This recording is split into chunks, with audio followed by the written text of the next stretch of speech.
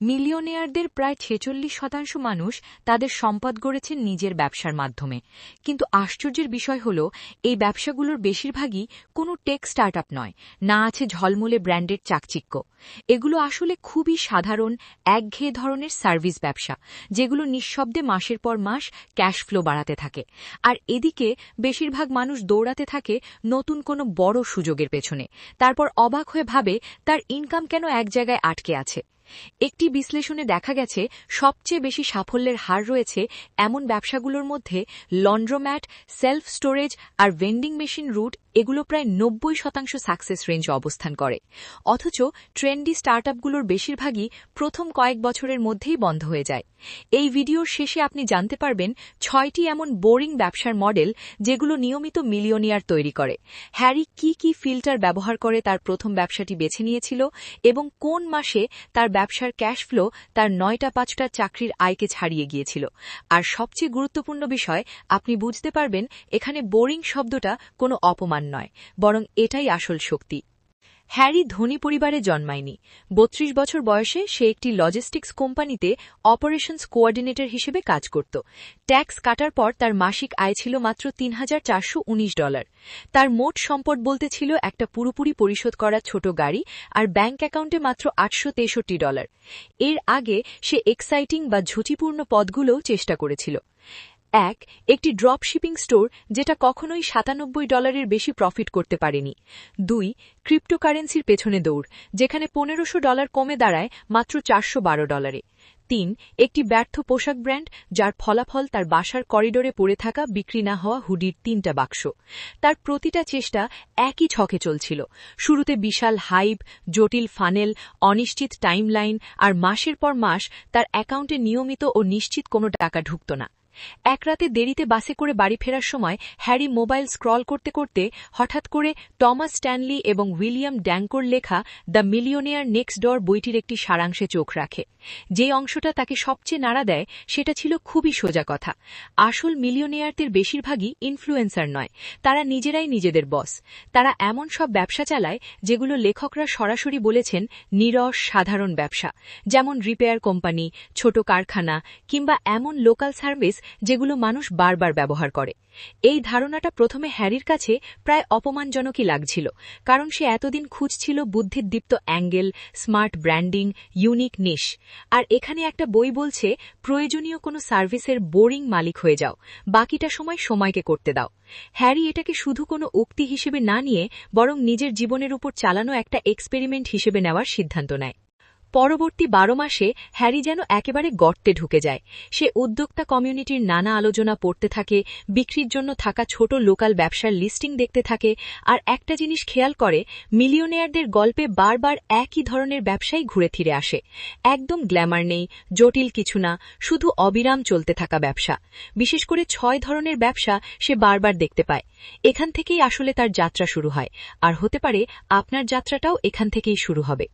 প্রথম বোরিং ব্যবসা, লন্ড্রোম্যাট। শুরুতে হ্যারি এই আইডিয়াটাই প্রায় বাদ দিয়ে দিচ্ছিল। তার মনে হচ্ছিল, এখন আবার কে লন্ড্রোম্যাট ব্যবহার করে? কিন্তু এরপর সে সংখ্যাগুলো দেখে। শহর এলাকায় এখনও অসংখ্য ভাড়াটিয়া মানুষ আছে যাদের বাসায় নিজস্ব ওয়াশিং মেশিন নেই। অনেক পরিবার আছে যারা বাড়িতে মেশিন থাকলেও বড় কম্বল বা বিছানার চাদর ধোয়ার জন্য লন্ড্রোম্যাট ব্যবহার করে। এখানে আসল বিষয়টা রোমান্টিক গল্প নয়, প্যাটার্ন। প্রতি সপ্তাহেই মানুষের পরিষ্কার কাপড় দরকার। তারা অল্প অল্প করে টাকা দেয়, কোনো রিমাইন্ডার ছাড়াই আবার ফিরে আসে। হ্যারি তার অ্যাপার্টমেন্ট থেকে মাত্র ১৫ মিনিট দূরে একটা পুরনো লন্ড্রোম্যাট খুঁজে দেয়। মালিকের বয়স ৫০-এর কোঠায়, ক্লান্ত আর রিটায়ার হতে চাইছিলেন। আয় মোটামুটি স্থির ছিল, কিন্তু দোকানটা যেন ১৯৯৯ সালেই আটকে যায়। দাম ধরা হয়েছিল $১,৯৮,০০০। সব খরচ বাদ দিয়ে মাসিক নেট ইনকাম প্রায় $৪,২০০। হ্যারির কাছে এত টাকা ছিল না, তাই সে ঠিক করল একজন বোরিং মিলিয়নিয়ার যেভাবে করে সেভাবেই করবে। কোনোভাবে সে $২৭,০০০ ডাউন পেমেন্ট জোগাড় করে। এর এক অংশ আসে নিজের হ্যাচব্যাক গাড়িটা বিক্রি করে সস্তা গাড়ি নেওয়া থেকে, আরেক অংশ আসে ছোট একটা ক্রেডিট লাইন থেকে। মালিক বাকি টাকাটা ৭ বছরের কিস্তিতে নেওয়ার শর্তে রাজি হন, যদি হ্যারি দ্রুত দায়িত্ব নেয় আর স্টাফদের রেখে দেয়। প্রথম মাস মালিক হিসেবে সংখ্যাগুলো মোটেও আকর্ষণীয় ছিল না। মোট আয় $9,234, ভাড়া, ইউটিলিটি বিল, সাবান, পার্ট টাইম অ্যাটেন্ডেন্ট আর লোনের কিস্তি দিয়ে শেষে হ্যারির হাতে থাকে মাত্র $1,317। এইটুকুই, সাইড ইনকামের চেয়ে সামান্য বেশি। কিন্তু এটা ছিল এমন $1,317 যার জন্য তাকে লজিস্টিক্সের চাকরিতে অতিরিক্ত ঘণ্টা কাজ করতে হয়নি। 6 মাস পরে যখন সে কার্ড রিডার যোগ করে, প্রতি ওয়াশে 23 সেন্ট দাম বাড়ায় আর পরিবারের জন্য একটা সহজ মাসিক ওয়াশ পাস চালু করে, তখন নেট ক্যাশফ্লো বেড়ে দাঁড়ায় $2,189। কোনো বিস্ফোরক বৃদ্ধি নয়, কিন্তু দিক পরিষ্কার। টাকা আসছে, কোনো ট্রেন্ডি ফানেল নেই, কোনো অ্যালগোরিদম নেই, শুধু মেশিন ঘুরছে মাসের পর মাস। দ্বিতীয় বোরিং ব্যবসা, ভেন্ডিং রুট। লন্ড্রোম্যাটে পেমেন্ট সিস্টেম আপগ্রেড করতে গিয়ে হ্যারি একটা জিনিস খেয়াল করে। দরজার পাশে থাকা ছোট স্ন্যাক্স মেশিনে প্রতিবার রিফিল করার সময় সে দেখত একই চিপস আর ড্রিঙ্কস আগে শেষ হয়ে যায়। সে চোখের সামনে মানুষের গ্র্যাব অ্যান্ড গো অভ্যাস দেখতে পাচ্ছিল। তখন সে বুঝতে পারে লন্ড্রোম্যাট শুধু কাপড় ধোয়ার ব্যবসা নয়, এটা একটা ক্যাপটিভ অডিয়েন্স ব্যবসাও। মানুষ অপেক্ষা করছে আর সেই অপেক্ষার সময়টাই দামি। তাই সে প্রথম ঠিকঠাক ভেন্ডিং মেশিনটা কিনে ফেলে এক অবসর নিতে দেওয়া অপারেটরের কাছ থেকে $2,371, আর সেটাকে প্রবেশ মুখের কাছে বসায়। এরপর আরও 3টে মেশিন কিনে বসায় কাছের একটি গুদাম ঘরে, একটি শান্ত অফিস লবিতে আর একটি গাড়ি রিপেয়ার শপে। ভেন্ডিং ব্যবসা ভীষণ রকমের বোরিং। গাড়ি চালাও, রিফিল করো, ছোট ছোট নোট জড়ো করো, শেষে হিসেব দেখো। কিন্তু ঠিক এই কারণেই এটা কাজ করে। ভেন্ডিং রুট শুরু করার 3 মাসের মধ্যেই 4টে মেশিন মিলিয়ে পণ্য খরচ আর জ্বালানি বাদ দিয়ে লাভ দাঁড়ায় $1,096। 12 মাস পরে যখন সে কম বিক্রি হওয়া আইটেম বাদ দেয় আর একটা দুর্বল লোকেশনের মেশিন সরিয়ে ব্যস্ত জিমে বসায়, তখন রুটটা মাসে $2,413 ক্লিয়ার করতে থাকে। এখন হ্যারির হাতে ছিল 2টো বোরিং ব্যবসা, যেগুলো একে অন্যকে শক্তিশালী করছিল। লন্ড্রি আনছে মানুষের ভিড়, ভেন্ডিং সেই অপেক্ষার সময়টাকে টাকা বানাচ্ছে। তার লজিস্টিক্সের চাকরির বেতন তখনও মাসে $3,419, কিন্তু তার বোরিং লেন থেকে আয় তখনই $4,600, আর সেটা ক্রমেই বাড়ছিল। তৃতীয় বোরিং ব্যবসা, সেলফ স্টোরেজ।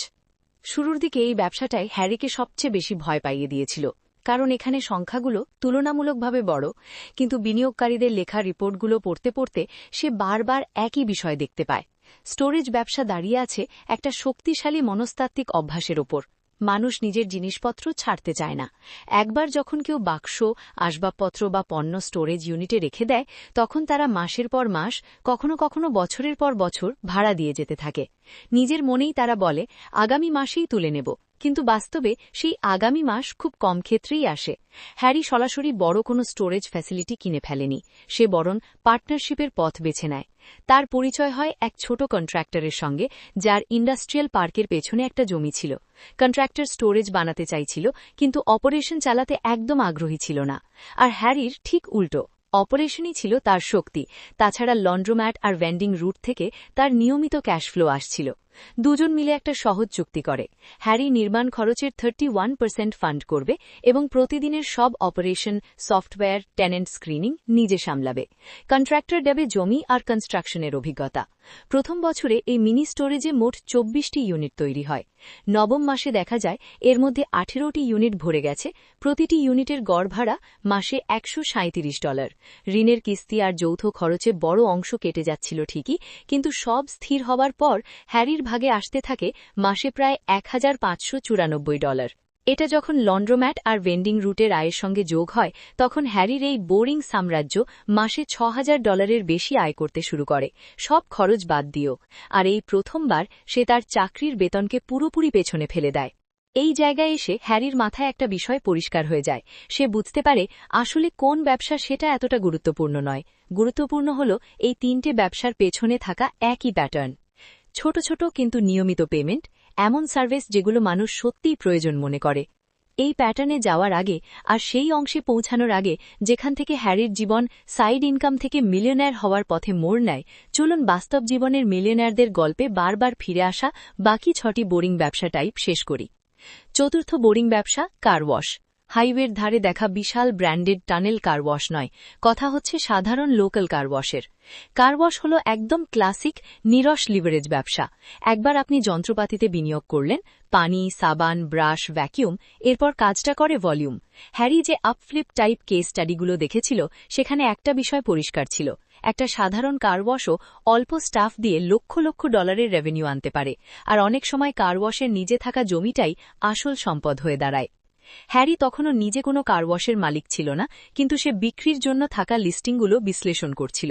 সে দেখে 4 বেয়ের একটি ছোট কারওয়াশের দাম ধরা হয়েছে $3,16,000, আর দাবি করা নেট আয় বছরে প্রায় $73,000। এখানে আপনার জন্য গুরুত্বপূর্ণ বিষয় হল এই নির্দিষ্ট সংখ্যাগুলো একদম নিখুঁত কিনা সেটা নয়, গুরুত্বপূর্ণ হল আবার সেই একই প্যাটার্ন দেখা। সহজ সার্ভিস, কম মুভিং পার্টস, মানুষ $10 থেকে $15 দিতে খুব বেশি ভাবে না, গাড়ি নোংরা হলেই তারা আবার ফিরে আসে। পঞ্চম, বোরিং ব্যবসা, পেস্ট কন্ট্রোল বা একই ধরনের রিকারিং সার্ভিস। হ্যারি যেসব উদ্যোক্তা ফোরাম পড়ত, প্রায় সবখানেই পেস্ট কন্ট্রোল, পুল ক্লিনিং, লন কেয়ার এমন ব্যবসার মালিকদের পোস্ট চোখে পড়ত। থিমটা একদম একই ছিল। কাস্টমার একবার সাইন আপ করে, তারপর তারা নিয়মিত রুটে থাকে, আয় হয় পূর্বানুভূত। ভাবুন তো, 82টি বাড়ির একটি রুট, যেখানে প্রতিটি বাড়ি যদি বেসিক পেস্ট কন্ট্রোলের জন্য মাসে $59 দেয়, তাহলে এক রুট থেকে মাসিক গ্রস রেভিনিউ দাঁড়ায় $4,838। একজন টেকনিশিয়ান, একটি ট্রাক আর কিছু কেমিক্যাল দিয়েই। এতে যদি আরও 2টো রুট যোগ করেন, তাহলে আপনার হাতে চলে আসে একদম বোরিং কিন্তু মাল্টি 6 ফিগার ব্যবসা। চতুর্থ বোরিং ব্যবসা, প্রপার্টি ম্যানেজমেন্ট। স্কাইস্ক্রেপার না, লাক্সারি টাওয়ার না, শুধু সাধারণ বাড়িওয়ালা আর ভাড়াটিয়ার মাঝখানের সেতু হয়ে থাকা।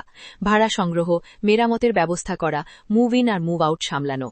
একজন একক প্রপার্টি ম্যানেজার যদি গড়ে মাসে $91 ফি নিয়ে 50 ইউনিট ম্যানেজ করে, তাহলে তার মাসিক গ্রস ফি দাঁড়ায় $4,550।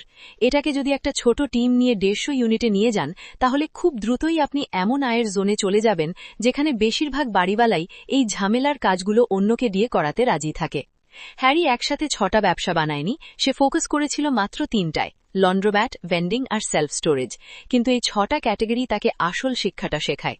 আপনার কোনো জিনিয়াস আইডিয়া দরকার নেই, দরকার একটা বোরিং আইডিয়া যেটা টিকে থাকে। এখন আসছে সবচেয়ে গুরুত্বপূর্ণ অংশ, যেটা হ্যারি চাইত যদি সে 32 নয় 22 বছরেই বুঝে ফেলতে পারত। দ্য মিলিয়নেয়ার নেক্সট ডোর বইতে স্ট্যানলি আর ড্যাঙ্কো দেখিয়েছেন প্রায় 2/3 মিলিয়নেয়ারই ব্যবসার মালিক।